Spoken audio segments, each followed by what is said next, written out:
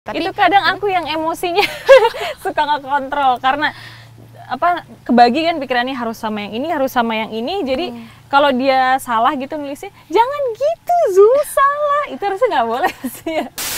Kalau sabar tapi kadang ada titik di mana kita emosi ya. Betul, kadang ada bentakan itu. Iya. Sebenarnya secara psikologis kalau kita membentak dengan kuat sama anak itu pengaruhnya apa sih, Mbak Lin?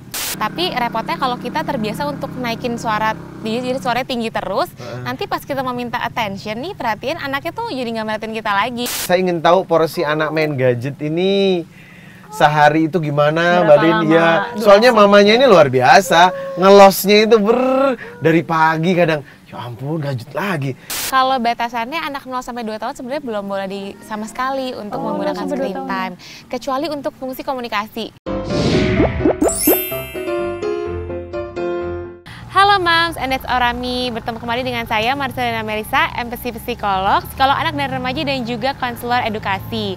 Nah, pada episode Hai Kido hari ini kita akan main nih ke rumahnya Ustadz Riza dan juga Mbak Indri.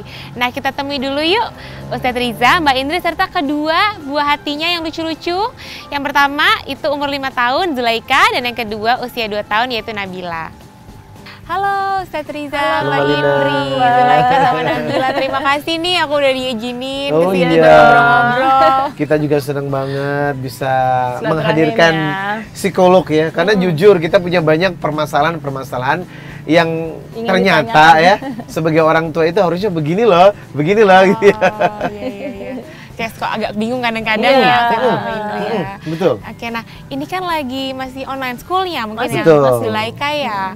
Terus juga si kecil Nabila, berarti di rumah aja. Gimana nih Mbak Indri menghadapi mendampingi anak yang sekolah juga? Masya Allah ya, aku kan anak-anak kan nggak pakai pengasuh, jadi memang ngurus anak-anak ini sendiri dua-duanya.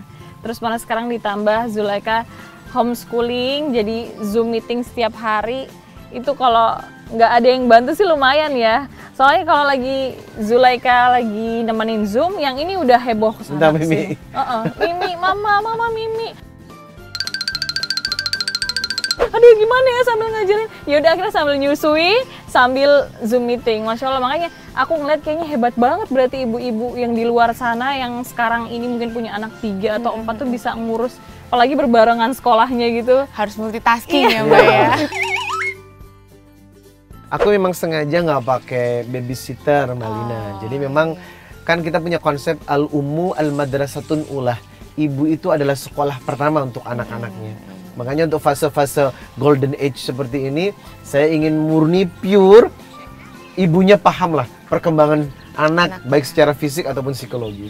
Oke, nah baik sekali ya value-nya nih Ustadz. Nah, aku juga mau nanya, kalau keseharian anak-anak tuh ngapain aja sih biasanya di rumah? Biasanya di rumah ini sih yang paling aktif ya, dia yang suka pingin tahu kalau Zulaika nih apa-apa aja tuh ditanya, Mama ini apa sih, ini gimana sih? Nah aku karena dia tuh kan bosenan anaknya, jadi aku suka arahkan, ayo menggambar gitu.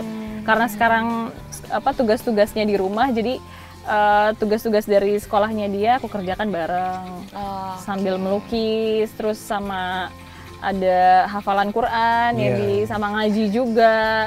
Jadi diimbangi dengan agama dan juga aktivitas yang lain main sama abinya, mamanya. Cuman aku lihat Mbak Lina ini manja banget. Ini good imitation ya.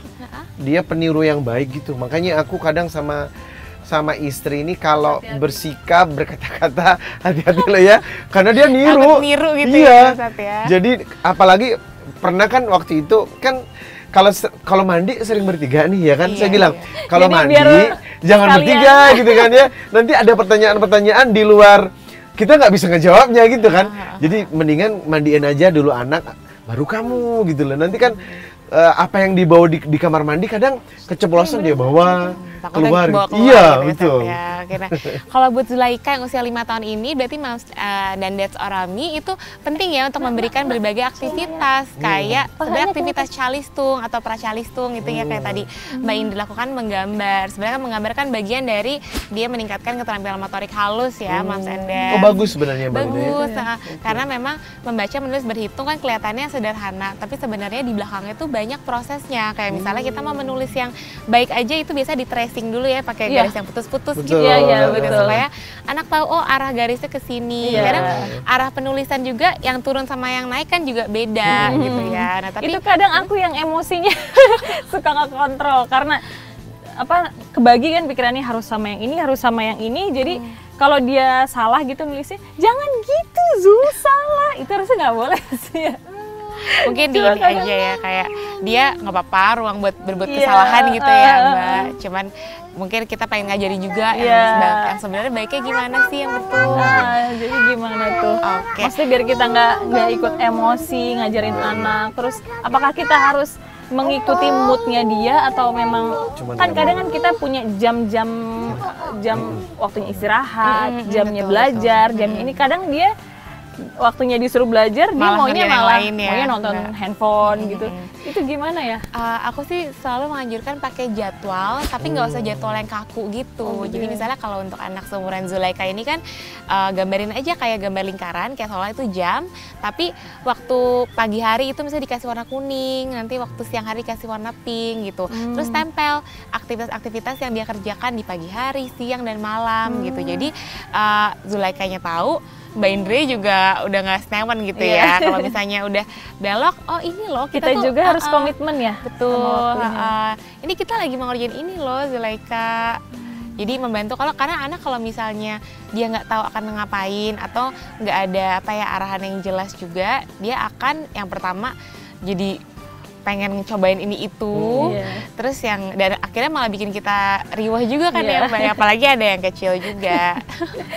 Terus juga supaya dia memang terbiasa sama pola gitu.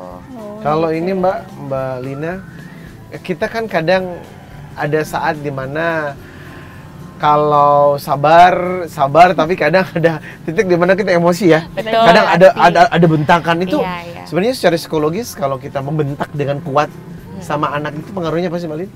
Sebenarnya gini, kalau kita mau naikin nada suara, berarti kan kita minta anak untuk lebih perhatian Iya, sama betul. kita gitu. Nah, tapi repotnya kalau kita terbiasa untuk naikin suara, jadi suaranya tinggi terus, nanti pas kita mau minta attention nih, perhatian, anaknya tuh jadi nggak merhatiin kita lagi karena itu udah aku banget. dia udah terbiasa dengan suara kita yang tinggi. Iya. Itu yang pertama. Terus yang kedua juga ya memang ada yang bilang kalau nanti anak jadi trauma atau gimana, Iya. tapi itu saya balik lagi ke ketahanan tiap-tiap anak sih. Oh, jadi berbeda-beda ya? Berbeda-beda. Oke. Nah, Kalau ini kayaknya tahan banting. tapi kadang kita sebagai orang tua juga kayak pas ngebentar ngerasa bersalah. Iya, nyesel banget ya Allah. Pasti. Cuman sebenarnya kita ya oke lah pasti ada, tapi nggak usah terlalu terkungkung sama itu. Yang penting kita gimana caranya untuk kayak make up atau kita berbaikan lagi. Kita Biasanya aku minta maaf Iya, gitu. iya, Ustaz. Maaf ya nak, tadi Abi agak kenceng ya, habis kamu sih. Gitu. nggak apa-apa, saat itu juga biar kalau misalnya anaknya berbuat salah, dia juga tahu oh gimana ya cara memperbaikinya. Nah sama itu Mbak Lina, prosentase nih ya.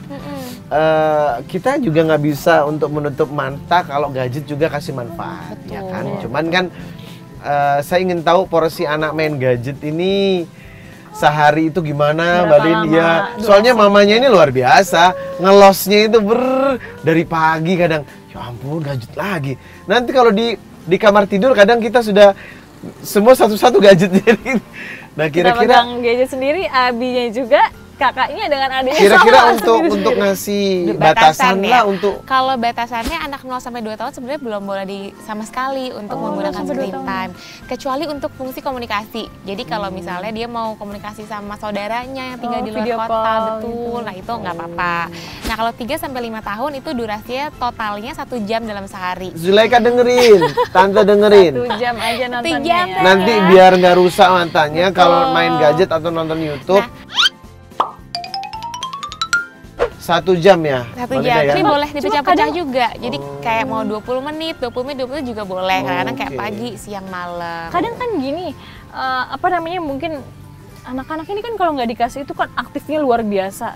Jadi dia tuh pelariannya ke ada aja gitu yang dikerjain. berantakin Nah itu yang paling nggak disuka sama suami, sama Ustadz. Jadi aku mengalihkannya itu, udah deh nonton aja, duduk aja diam gitu, biar nggak diberantakin kita semua. punya banyak alternatif nih kegiatan-kegiatan yang untuk melatih kalau Nabila itu melatih sensorinya dia. Jadi dari visual, terus juga auditori, terus juga ini ya perasa ya, taktil, karena dia explore di area itu. Nah untuk itu aku mau coba nih, ada satu kegiatan yang menarik banget. Hari ini ya? Yang bisa kita lakukan. Kita mau main buat sesuatu. adik Nabila. Wah, sini. Sekarang angka 2. Ya, yang jangan jempol dulu. Jempol semua. Ya. Warna ini merah, coba merah. Merah angka 2 berarti 2 jempol. Atasnya satu lagi. Satu, atasnya lagi. Di atasnya lagi. Ya, betul. Dua, Yeay, gitu. 2 Oke, jempol. coba sekarang.